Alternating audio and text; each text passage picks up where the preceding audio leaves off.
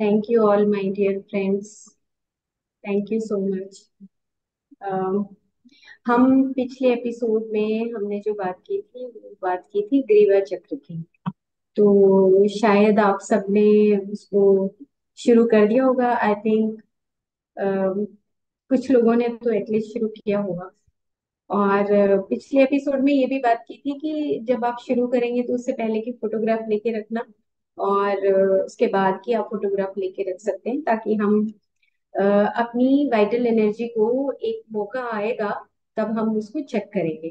तो हम एक ग्रुप बना लेंगे या नीता मैम के पास आप अपनी फोटोग्राफ भेज सकते हैं। बिफोर एंड आफ्टर 15 डेज आप प्रैक्टिस करो और प्रैक्टिस के बाद फिर हम उस दोनों फोटोग्राफ को देखेंगे एनालिसिस करके कि उसमें क्या हमारी वाइटल एनर्जी में हमारे चारों तरफ जो ऑरा है उसमें कुछ बदलाव आया या नहीं आया। ओके, चलो आज हम फिर शुरू करते हैं स्वर योग, नाद योग। और इसको हम ऐसे भी कह सकते हैं कि ना, जब हम धरती पे आते हैं हम ऐसे समझें इस बात को कि जब हम धरती पर आते हैं तो सबसे पहले जो सोल है या स्पिरिट है या हायर कॉन्शियसनेस है, वहां से हम ट्रेवल करते हुए नीचे आ रहे हैं। आप सोचो, विजुअलाइज करो कि हम ऊपर से जब नीचे आते हैं तो हमारे पास कोई फिजिकल बॉडी नहीं होता। लेकिन आज की डेट में जब हम मेडिसिन लेने की सोचते हैं, तो जब हम मेडिसिन लेने की सोचते हैं तो हम सोचते हैं कि हम ऐसी कौन सी गोली खाएं, कौन सा खाना खाएं कि जिससे हम खाना खाकर हम हेल्दी हो जाएं और शाम को फिर से हमें गोली की जरूरत पड़ेगी, शाम को हमें फिर से खाना खाने की जरूरत पड़ेगी।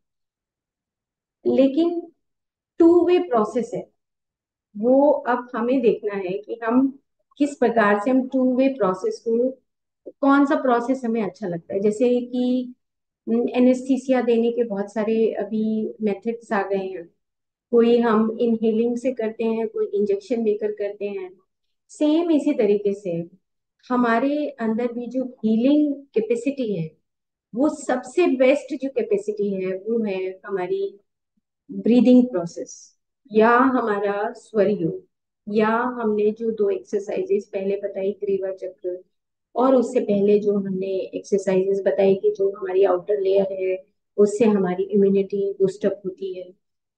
तो एक वे तो ये है कि आप या तो सीख लो कि वाइटल एनर्जी के माध्यम से आप ठीक हो रहे हैं, वाइटलिटी को इम्प्रूव कर रहे हैं, और उसके बाद फिर आप फिजिकल बॉडी को ठीक करें। एक तरीका ये है कि हम पहले खाना खाएं, फिर उसके बाद गोली लें, और गोली लेने के बाद हम लगभग 3 महीने, 4 महीने या जिंदगी भर भी हम वो दवाइयां लेकर अपने आप को ठीक रखने की कोशिश करें। ये दूसरा माध्यम। तो टू वे प्रोसेस हो गया, या तो वाइटल एनर्जी के थ्रू हम ठीक हो या फिर हम खाना खाकर और मेडिकेशन के थ्रू हम ठीक हो। तो ये चॉइस हमारी है कि हमारी अंडरस्टैंडिंग कैसी है। तो मेडिटेशन एक बहुत अच्छा माध्यम है कि हम जब ब्रेथ अवेयरनेस के साथ अपना मेडिटेशन करते हैं, उस जागरूक अवस्था में करते हैं, तो हमारी सारी बॉडीज आपस में सिंक्रोनाइज होती हैं, हार्मोनाइज होती हैं। और उसके बाद जब आपस में वो जब समन्वय स्थापित होता है तब हम कहीं जाकर हेल्दी होते हैं। तो अब स्वर योग क्या ऐसा माध्यम है कि स्वर योग से हम ठीक होंगे। तो आपको अभी आज जब हम स्वर योग को अभी बताने जा रहे हैं, तो उससे पहले आप चेक करें कि अभी तो आप मेडिटेशन से बाहर आए हैं, तो आपके नोस्ट्रिल्स कौन से चल रहे हैं। दोनों नोस्ट्रिल्स को चेक करिए ऐसे करके कि मेरे दोनों नोस्ट्रिल्स में से किस नोस्ट्रिल की प्रेशर ज्यादा है।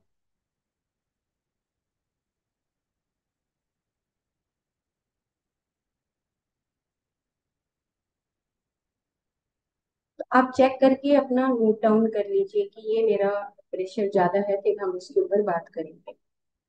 और आप चेक करेंगे कि मेरा अगर नॉस्ट्रिल लेफ्ट ज्यादा प्रेशर से चल रहा है, राइट चल रहा है, या एक ही नॉस्ट्रिल चल रहा है, लेफ्ट वाला चल रहा है, राइट वाला चल रहा है, तो ये अब आपको पहचान हो जाएगी।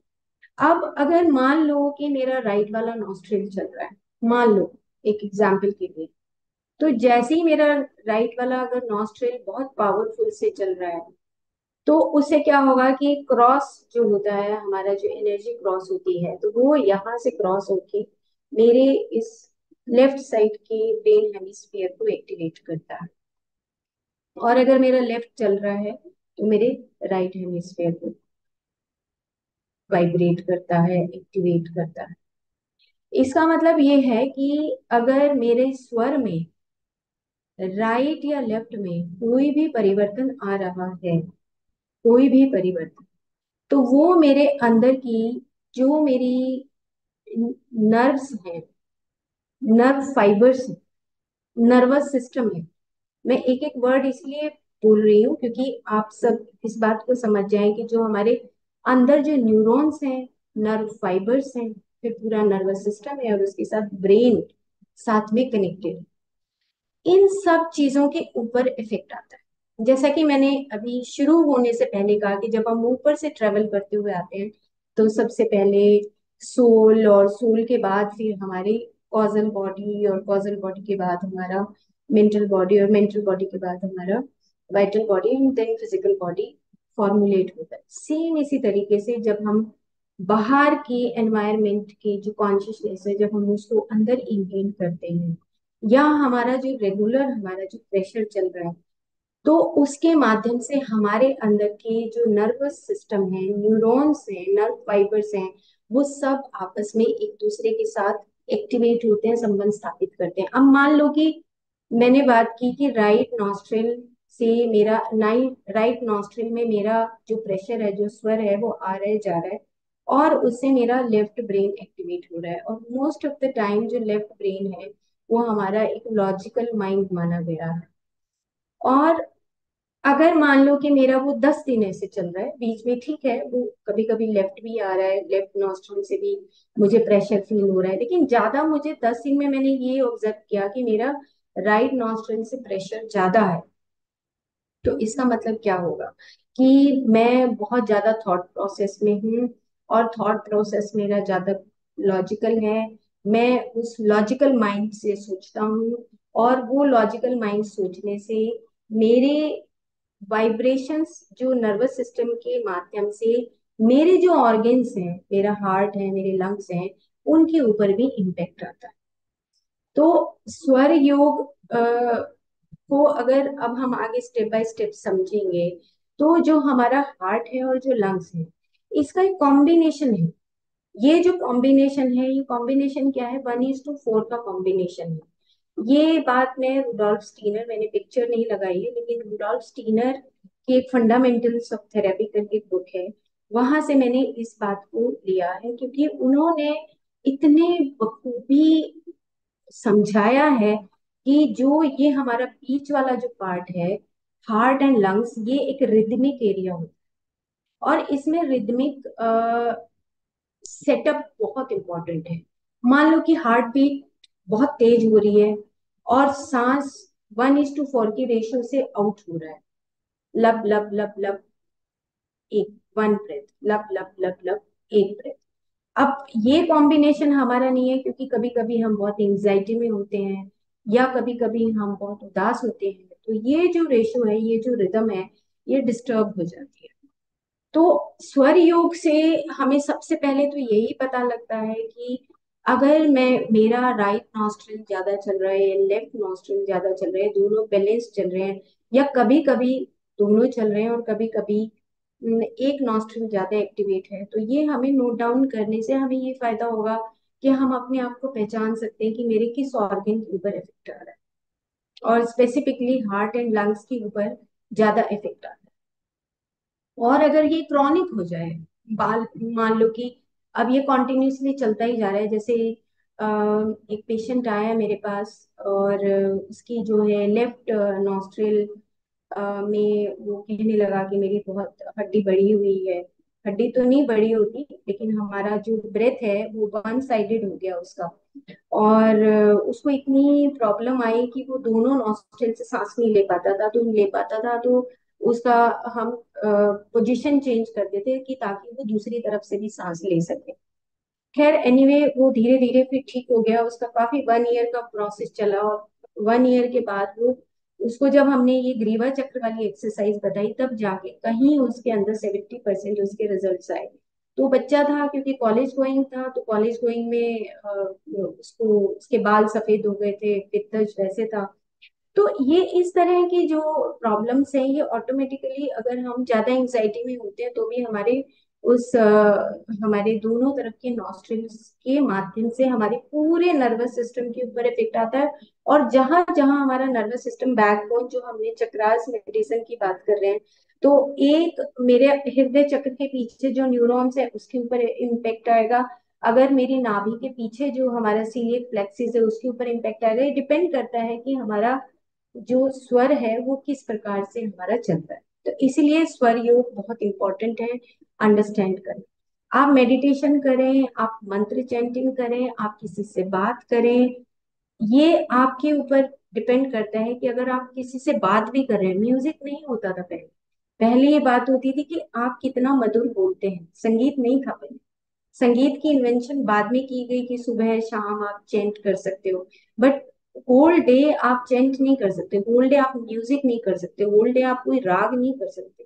होल डे आपकी बात से कितना इम्प्रेशन आता है, मैं वो कुछ पिक्चर्स हैं वो मैं आपको दिखाऊं। तो हम स्लाइड शुरू करते हैं, तो स्लाइड के माध्यम से धीरे धीरे करके वन बाय वन हम चलते हैं।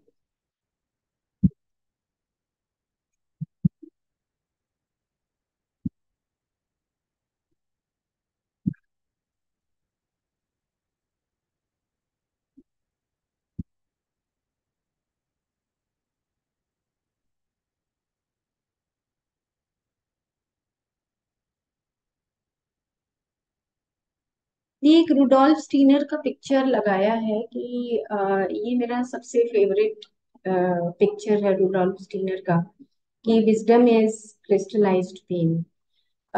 इसको लगाने का मतलब ये है कि जब विजडम का मतलब ये होता है कि जब आप किसी भी चीज की इंफॉर्मेशन लेते हो और इंफॉर्मेशन लेने के बाद उसका नॉलेज गेन करते हो, और नॉलेज गेन करने के बाद उसको एक्सपीरियंस करते हो, बार बार वो जब एक्सपीरियंस आप कर लेते हैं तो ऑटोमेटिकली वो आपके अंदर एक वर्च्यूज के रूप में, गुण के रूप में आपकी बॉडी से रिफ्लेक्ट होने लगता है। उसको हम विजडम बोलते हैं, कि वो जो विजडम है वो आपकी बॉडी से ऑटोमेटिकली रिफ्लेक्ट होने लगेगा। फिर आपको कोई किताब ये सब चीजें पढ़ने की जरूरत नहीं होगी, वो एक्सटेम्पोर ऑटोमेटिकली ऊपर से नीचे आने लगेगा।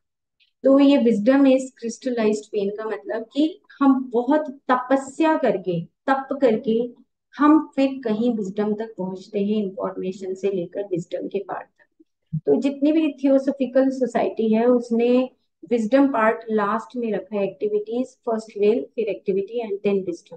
तो विजडम का मतलब ये है कि जस्ट आप एक्सपीरियंस करो, अपनी डायरी मेंटेन करो और उसके बाद उसको लिखो कि ये मेरा सांस ऐसे चल रहा था, तो इससे मेरी बॉडी के अंदर आज मेरी कौन कौन सी ऐसी घटनाएं हुई थी मेरे साथ जिसकी वजह से मेरा राइट या लेफ्ट नॉस्ट्रल चल रहा है। तो उसी के माध्यम से हमें विजडम, एक्सपीरियंस, ये हमें पता लगता है। इसको हम प्रज्ञा भी बोलते हैं। ठीक है, तो हम अब आगे चलते हैं, ये बाद में डिस्कस करेंगे अस्त्य परिग्रह वाला पोर्शन। अब आप ये पिक्चर है, ये बड़ी कॉमन पिक्चर है, ये हरीश जोरी का एक बुक है जो मैंने पिछली बार बताया था आपको। उसी बुक का फ्रंट पेज है ये। तो आप देख रहे हैं कि एक तरफ एक अग्नि वाला है और एक तरफ सोम गुण है और एक तरफ अग्नि का गुण है। सेम इसी तरह आईज है, और बीच में आपने देखा होगा कि आप इसमें देख रहे होंगे कि किस तरीके से जो फन है, जो एक हमारा कुंडलनी है, वो किस तरीके से एक्टिवेट हो गया और किस तरीके से हमारा आज्ञा चक्र एक्टिवेट होता है, और दोनों हमारे ब्रेन हेमिस्फीयर किस प्रकार से काम करते हैं और इन दोनों के बैलेंस से किस प्रकार से सुषुम्ना उत्पन्न होती है। तो ये जो स्वर है, अब आप प्रैक्टिकल भी आप साथ साथ करते जाएं कि जब आप ऐसे चेक कर रहे हैं तो उसके साथ आवाज भी सुनते जाएं अपने ही अंतःकरण से, कि मेरे अंदर से किस तरह की वॉइस आ रही है। जब मैं सांस ले रहा हूँ तो कैसी आवाज आ रही है, और जब मैं सांस छोड़ रहा हूँ तो कैसी आवाज आ रही है। ये एक प्रैक्टिस है जो आपको डेली रूटीन में अगर आप करते हो तो आप मानोगे नहीं कि आपको 1 मंथ के बाद ऑटोमेटिकली आपकी बॉडी के अंदर से आवाज आएगी कि मेरी बॉडी हेल्दी है, या मेरी बॉडी अनहेल्दी है। आपके ऑर्गन्स के अंदर से आवाज आनी शुरू हो जाएगी। ये प्रैक्टिस बहुत साल, मतलब 20 years बैक जब मैं कभी पढ़ती थी, तब तभी भी मैं स्वर योग को करती थी, बट सुपरफिशियली करती थी। उसके बाद धीरे धीरे मेडिटेशन में आने के बाद मैंने हरीश जोरी की बुक को दोबारा पढ़ा और फिर मैंने इसको प्रैक्टिकल एक्सपीरियंस में लेके आई। तो उन्होंने तो बल्कि एक पंख के माध्यम से बता रखा है, हरीश जोरी जी ने, कि आप पंख एक रखें अपनी बुक के अंदर, उस पंख को लगा लें और चेक करें कि मैं अभी कौन सी स्थिति में हूँ। मेरा सिंपैथेटिक सिस्टम चल रहा है या पैरासिम्पैथेटिक सिस्टम चल रहा है, या मेरे दोनों सिस्टम बैलेंस्ड है और मैं सुषुम्ना के साथ बह रहा हूँ। तो ये जो प्रैक्टिस है, ये प्रैक्टिस हमारी मेडिटेशन की प्रैक्टिस है, जैसे ब्रीदिंग साइकिल्स होती है उसी तरीके से है, लेकिन लिटिल बिट डिफरेंट है। आप उसको रूटीन में कर सकते हैं। जब कभी आप बोर हो जाएं तो इस प्रैक्टिस को आप कर सकते हैं चैंट के माध्यम से। तो ये आप का जो कुंडलनी है, कुंडलनी जागरण का मतलब ये होता है, व्हाट आई हैव रियलाइज्ड, मतलब मेरे को, जब आप अवेयर होते, सिंपल सी बात है। अब कुंडलनी सुबह जगा ली, शाम को सो गई, सुबह फिर जगा ली, फिर शाम को सो गई, ऐसे नहीं होता। कुंडलनी का मतलब होता है कि आपके हर एक चक्रास, जो भी आप काम करते हैं, जैसे मान लो खाना खा रहे हैं और खाना खाते हुए मेरे को एक लालच आ गया कि यार सब्जी बहुत स्वाद है, तो 2 चम्मच और फालतू ले लो, तो मेरी अवेयरनेस तो गई, मेरी कुंडलनी बुझ गई, मेरी कुंडलनी काम नहीं करे। कुंडलनी का मतलब कि आप क्या प्रति क्षण अवेयर हैं, क्या आप प्रति क्षण जागरूक हैं। अगर जागरूक हैं तो आप जागृत अवस्था में हैं, आप उस कुंडलिनी, आपके हर एक चक्र में सही प्रैक्टिस हो रही है। और अगर वो बुझ गई तो बुझ गई, फिर वो अगले दिन फिर मेडिटेशन से जगा लेंगे, तो ऐसे ही नहीं होता, ऐसे नहीं होता, बिल्कुल नहीं होता जिस प्रकार से हमें क्रियाएं बताई गई हैं। क्योंकि हमें ये एक्सपीरियंस से जब निकलते हैं तब समझ आती है। आई थिंक मैंने बहुत सालों तो कुंडलिनी पर कभी नहीं बोला। आप मेरे एपिसोड कोई भी देखेंगे तो मैंने कभी कुंडलिनी और चक्रास की बात नहीं की, टिल जब तक कि मेरे को रियलाइजेशन नहीं हो गया तब तक मैंने बात ही नहीं की। क्यों? क्योंकि कुंडलिनी कुंडलिनी करके और चक्रास करके ऐसा ऐसा था कि उसको अंडरस्टैंड करने में डीपर लेवल पे बहुत इंपॉर्टेंट है, क्योंकि ये वाइटल बॉडी का ही सारा पार्ट है। जो हम कुंडलिनी की बात कर रहे हैं, जो हम स्वर योग की बात कर रहे हैं, और या हम चक्र की बात कर रहे हैं, ये सारा हमारी वाइटल बॉडी, जैसे हमारी फिजिकल बॉडी है, जैसे फर्स्ट एपिसोड में बताया था कि जो फर्स्ट बॉडी है उसके अंदर हमारे डाइजेस्टिव सिस्टम, नर्वस सिस्टम, हमारा सर्कुलेटरी सिस्टम, यूरिनरी सिस्टम, ये सब सिस्टम्स हैं जो हमारी फिजिकल बॉडी में रहते हैं। सेम उसी तरीके से जो वाइटल बॉडी का जो सिस्टम है, वो है हमारा स्वर योग है, उसके साथ हमारा चक्रास का जो हमारा मेडिसिन है, चक्रास मेडिसिन है, ये सब उसका पार्ट है। चक्रास जो है वो हमारा वाइटल बॉडी का पार्ट है, जिसको कि हम पिछले से पिछले एपिसोड में मॉर्फोजेनेटिक फील्ड में आप सबको बताया था। चलो और हम आगे चलते हैं। तो अभी ये बात आपको बता दी थी कि जब ये सांस चलता है तो ये क्रॉस करता है। तो जैसे ही क्रॉस करेगा, तो एक पिक्चर मैंने पिछली बार भी दिखाई थी, ये पिक्चर मैंने सिंपल बस ये बताने के लिए लगाई कि जैसे आप सांस लेंगे तो ये जो ऑल्फैक्टरी बल्ब है ये एक्टिवेट होता है। ऑल्फैक्टरी बल्ब और इसके साथ जो हाइपोथैलेमस, मैंने ये कर्सर जहाँ पे लगा रही हूँ कि हाइपोथैलेमस डायरेक्टली हमारे मिड ब्रेन को कनेक्ट करता है। जैसे ही आपने ब्रीथ किया, सांस लिया, और सांस भी नहीं, आप बात भी करेंगे तो भी ये एक्टिवेशन। सिंपल सी बात है, अगर आप गुस्से से बात करेंगे तो भी एक्टिवेशन होगा, प्यार से करेंगे तो भी एक्टिवेशन होगा, और अगर आप गुस्से से करते हैं तो ये एक्टिवेशन आपके सिंपैथेटिक सिस्टम को एक्टिवेट करेगा। और अगर आप बहुत प्यार से, कूल माइंड से, अवेयरनेस से बात करते हैं तो ऑटोमेटिकली आपका पैरासिम्पैथेटिक सिस्टम और सिंपैथेटिक सिस्टम ये बैलेंस्ड रहता है। और इवन इसके साथ जो आपका पेरिफेरल सिस्टम है, तो ये सिंपल एक अंडरस्टैंडिंग है, एक मोटा मोटा एक हमारा विज्ञान है कि जिसके माध्यम से हम उस स्वर योग को समझ सकते हैं। तो ये ऑल्फैक्टरी बल्ब क्या करता है कि जो बैक साइड में है, जो हमारा हाइपोथैलेमस है, और जो हमारी ओपनिंग्स है, जिसको हम नव द्वार बोलते हैं, ये सारी ओपनिंग्स के ऊपर ये वाइब्रेशन क्रिएट करता है। ठीक है, तो ये अब आप, आपको ये पार्ट समझ आ गया। अब हम फिर से यहाँ पे जाते हैं। तो जब हमने ब्रीद इन किया, ब्रीद इन किया, तो ये दोनों जो नॉस्ट्रल है उससे हमारे दोनों क्रॉस हुआ, अब हो सकता है राइट वाला आपका हैवी है, हो सकता है लेफ्ट वाला आपका हैवी है, तो वो आपके ब्रेन के ऊपर इम्पैक्ट डालेगा, आपके दोनों ब्रेन हेमिस्फीयर पे इम्पैक्ट डालेगा। अगर मान लो कि राइट वाले की हम बात करें एग्जाम्पल के तौर पे, तो राइट वाला का अगर प्रेशर ज्यादा है तो आपके वो लेफ्ट में प्रेशर ज्यादा डालेगा, और लेफ्ट वाला अगर कम है तो वो राइट में कम डालेगा। तो एक क्रॉसिंग है। उसके साथ आप साइड में देख रहे हैं, जब हम ब्रीद आउट करते हैं तो नीचे से ऊपर की तरफ वो ऊर्जा उठती है, और जैसे ही ऊपर की तरफ उठेगी, तो मैंने ब्रेन का पिक्चर लगाया है साइड में जो आप देख रहे हैं, नियोकॉर्टेक्स, लिम्बिक और रेप्टिलियन ब्रेन।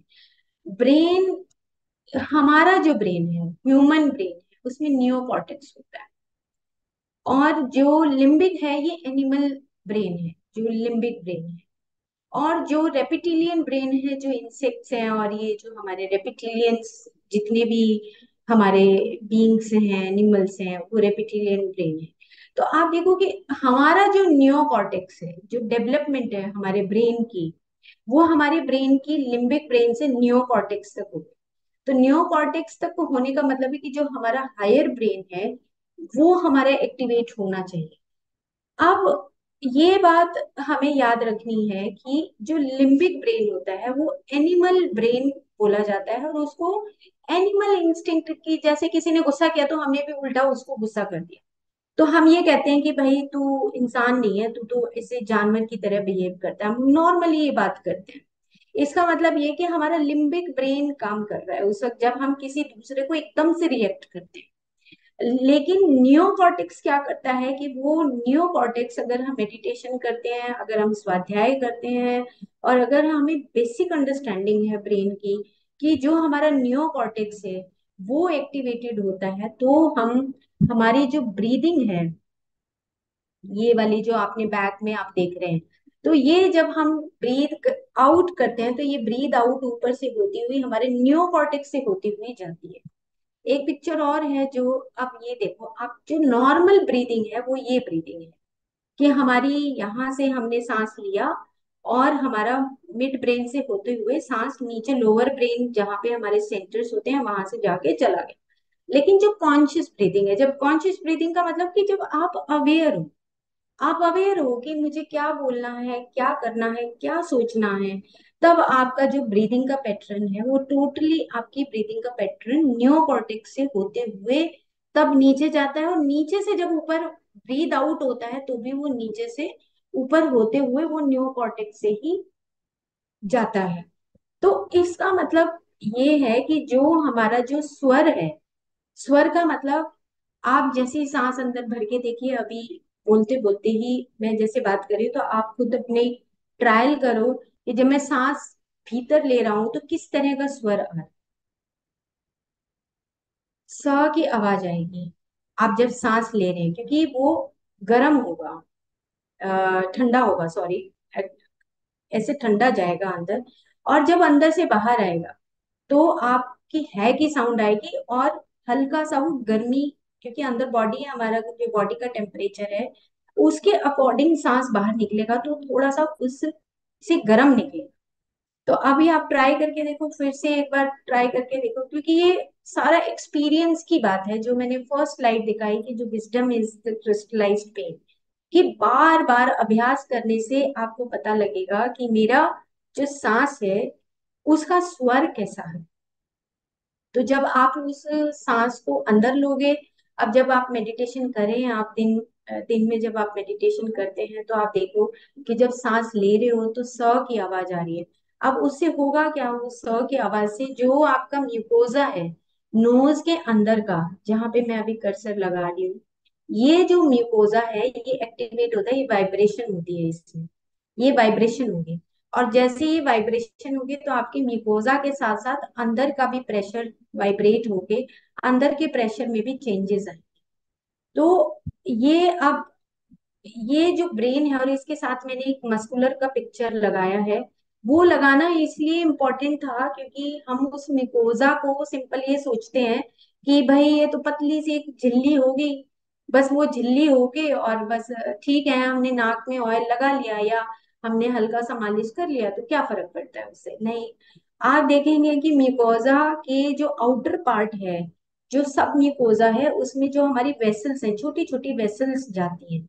अगर आप ऐसे भी रब कर रहे हैं ना, या आप नाक को भी साफ कर रहे हैं, तो ये जो आपका सब म्यूकोजल पार्ट है, जिसमें हमारी छोटी छोटी वेसल्स रहती हैं, ये भी एक्टिवेट होते हैं। आप बोलते हो तो भी एक्टिवेशन होता है। स्वर योग का भी आगे जब चैंट करेंगे, चैंटिंग की बात आएगी, तब ये समझ आएगा कि ये जो हमारी जो लाइनिंग्स हैं, ये कितना प्रभाव डालती है। कुछ मैंने साइंटिफिक पेपर्स लगाए हैं, कुछ स्क्रीनशॉट करके लिया है। और उसके साथ आप देखेंगे कि मस्कुलरिस है, तो जो मसल्स हैं, जो लॉन्गिट्यूडनल है और जो वर्टिकल है, इन इनमें भी वाइब्रेशन होती है जब हम किसी भी तरह की भाषा बोलें। लेकिन ये सारा इम्पैक्ट पूरी हमारी बॉडी के ऊपर पड़ता है। तो अब लिटिल बिट बस ये आपको समझ आ गया। और उसके बाद ये मस्कुलर पार्ट इसलिए बताना जरूरी है कि हम ये ना सोचें कि जो हमारा मसल्स है बस ये हाथ पैर की जो मांसपेशियां होती हैं, चेस्ट की या बैक की जो मांसपेशियां होती हैं। नहीं, जो हमारी वेसल्स की भी मांसपेशियां, जो वेसल्स है, उसके अंदर भी जो मांसपेशियां हैं, जो सब म्यूकोजा है, मस्कुलरिस है, इन सब के अंदर भी वाइब्रेशन होती है। हम सोचते हैं कि चलो ठीक है, हमने पानी डाला और नहा लिए बस। ऐसे ऐसे नहीं करना। अब हम one by one, step by step चल रहे हैं कि डेली एक्टिविटी में कितना कुछ है हमारे लिए करने के लिए। हमें डॉक्टर के पास जाना ही नहीं पड़ेगा अगर हम सिंसियरली ये काम करते हैं।